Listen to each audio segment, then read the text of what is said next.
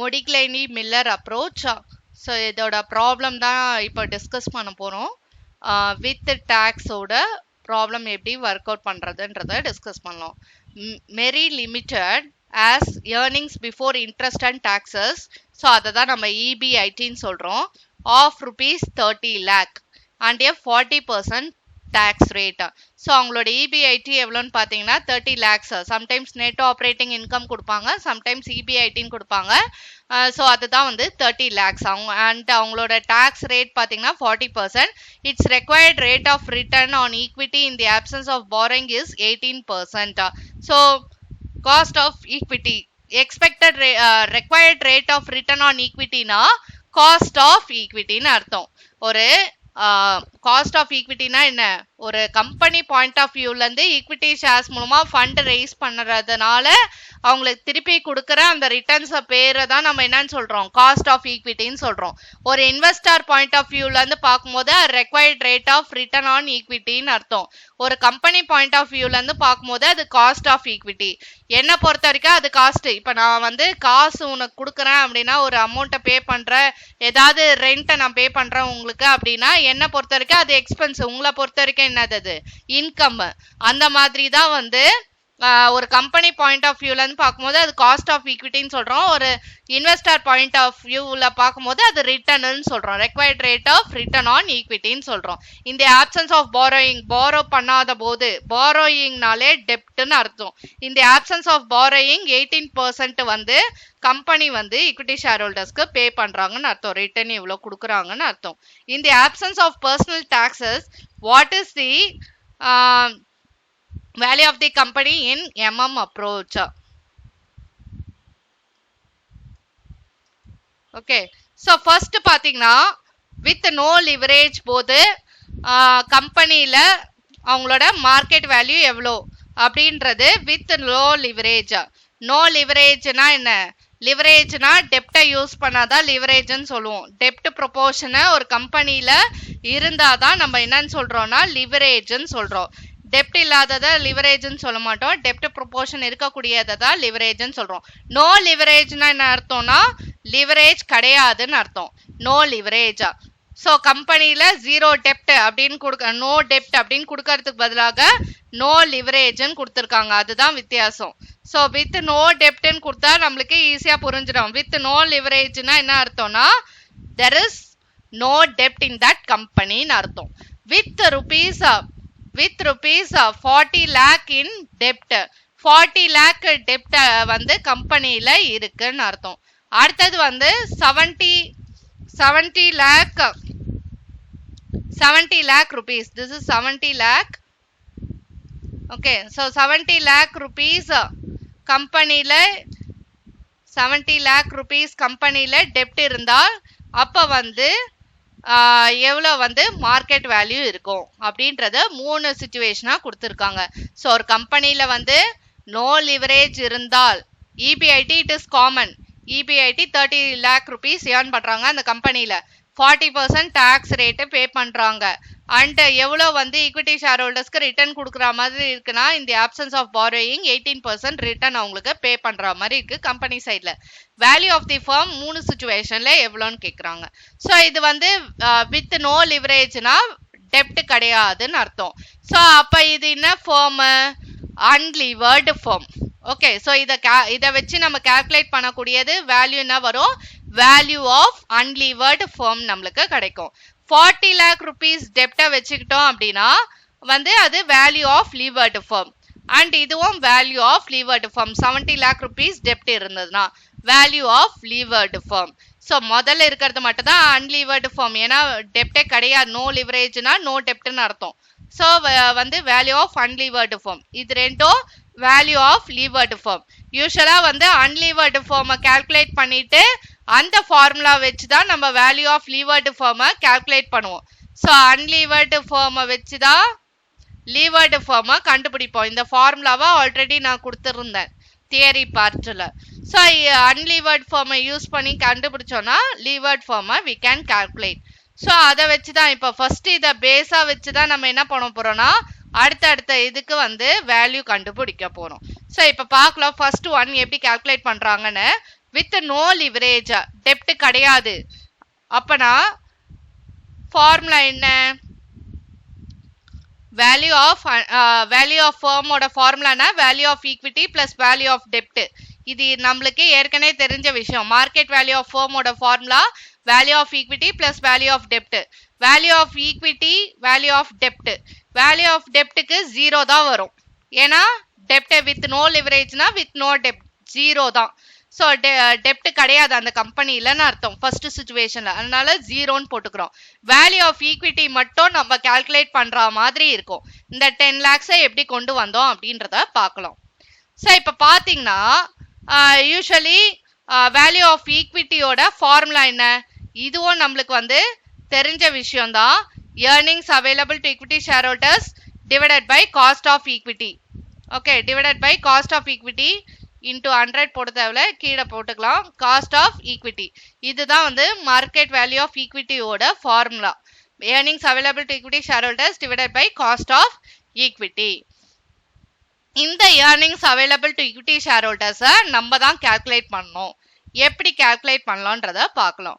So EBIT கொஸ்டின்ல கொடுத்துருவாங்க. இது ஆல்ரெடி நம்மளுக்கு இது தெரிஞ்ச ஃபார்மேட். ஒரு கம்பெனியில ஈக்விட்டி ஷேர் ஹோல்டர்ஸோட ஏர்னிங்ஸ் எப்படி கண்டுபிடிக்கிறது? EBIT கொடுத்துருவாங்க. இன்ட்ரெஸ்ட் ஏதாவது இருந்தா பே பண்ணுவோம். இன்ட்ரெஸ்ட் ஆன் டிபெஞ்சர்ஸ் கண்டுபிடிப்போம். டாக்ஸை பே பண்ணுவோம். அண்ட் தென் ப்ரிஃபரன்ஸ் ஷேர்ஸ் இருந்தால் ப்ரிஃபரன்ஸ் டிவிடெண்டோ பே பண்ணுவோம். கிடையாதுன்னா ரிமைனிங் இருக்கக்கூடிய ஏர்னிங்ஸ் எல்லாமே equity share ஹோல்டர்ஸோட earnings.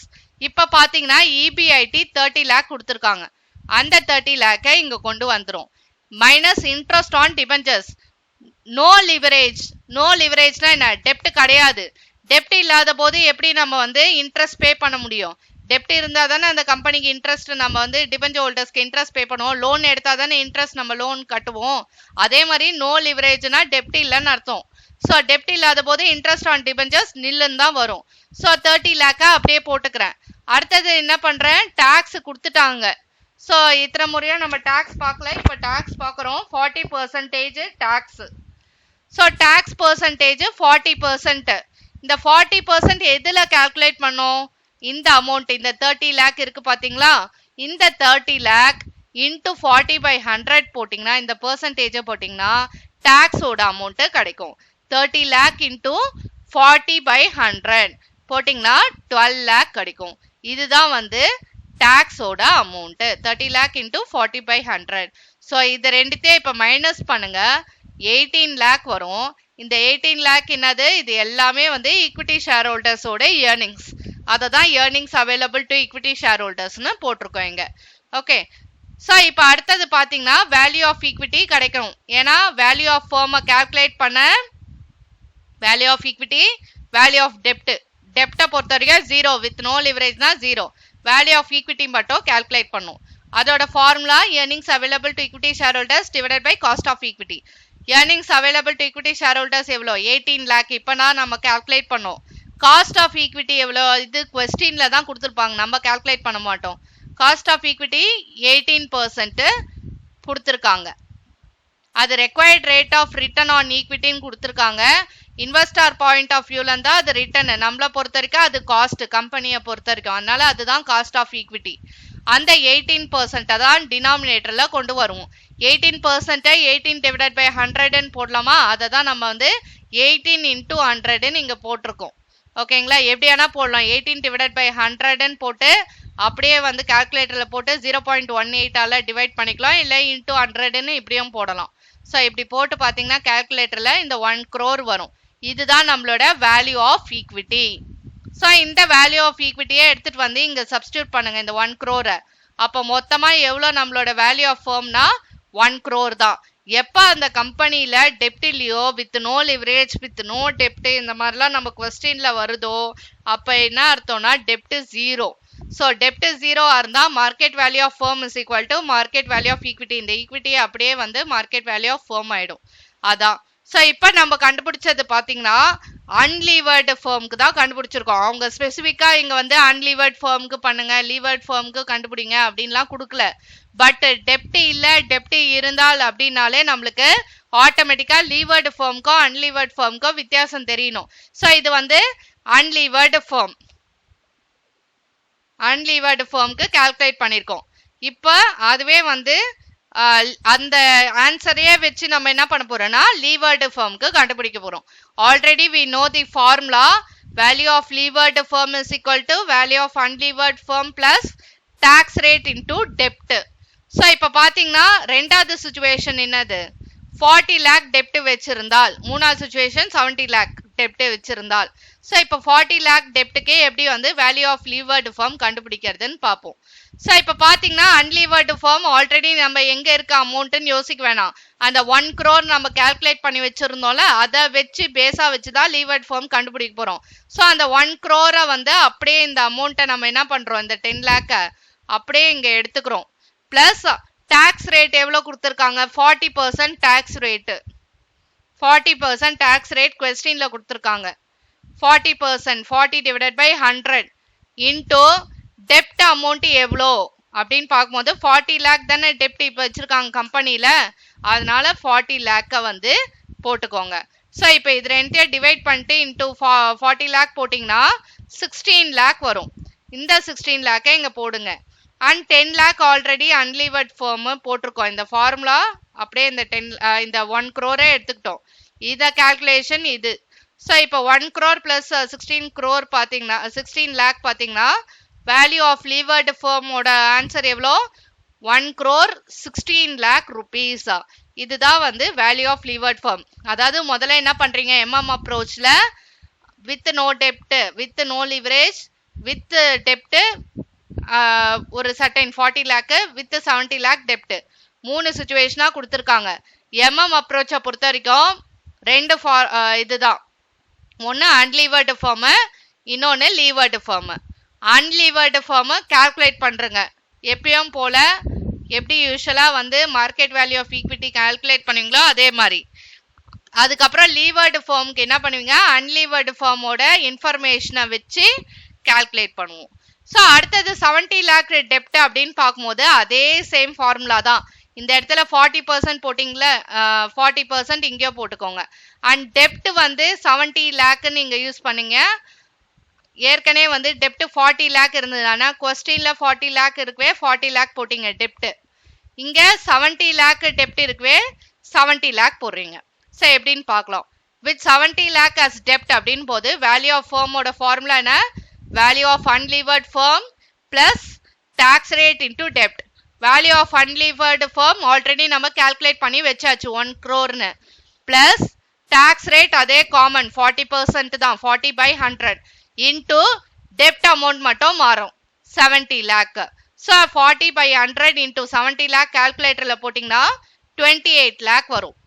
Already 1 crore இருக்கு value of unlevered firm. So value of levered firm is equal to rupees 1 crore 28 lakh. இந்த ப்ராப்ளம்ல பார்த்தீங்கன்னா நம்மளோட கொஸ்டின்ல வந்து EBIT கொடுத்துருவாங்க, tax rate, cost of equity, required rate of return on equity is nothing but cost of equity. So value of the firm எவ்வளோ, company எவ்வளோன்னு கேட்குறாங்க MM approach கீழே. அதாவது லிவரேஜ் இல்லாத சுச்சுவேஷன்ல, டெப்ட் இல்லாத சுச்சுவேஷன்ல இருக்கிறத அன்லீவர்டு ஃபார்ம்னு சொல்லுவோம். முதல்ல வேல்யூ ஆஃப் அன்லீவர்டு ஃபார்மை நம்ம கண்டுபிடிச்சிருவோம். கண்டுபிடிச்சிட்டு அதை பேஸாக வச்சு value of levered firm 40 lakh டெப்ட், 70 lakh டெப்ட்டுக்கு வேல்யூ ஆஃப் லீவர்டு ஃபார்ம் எவ்வளோன்றத கால்குலேட் பண்ணுவோம். ஓகே, ஸோ இந்த ஃபார்முலாவை ஞாபகம் வச்சுக்கணும் நம்ம. இதுதான் வந்து எம்எம் அப்ரோச்சு கீழே எப்படி வந்து value of unlevered firm and value of levered firm எப்படி கால்குலேட் பண்ணோம் அப்படின்றத டிஸ்கஸ் பண்ணுவோம்.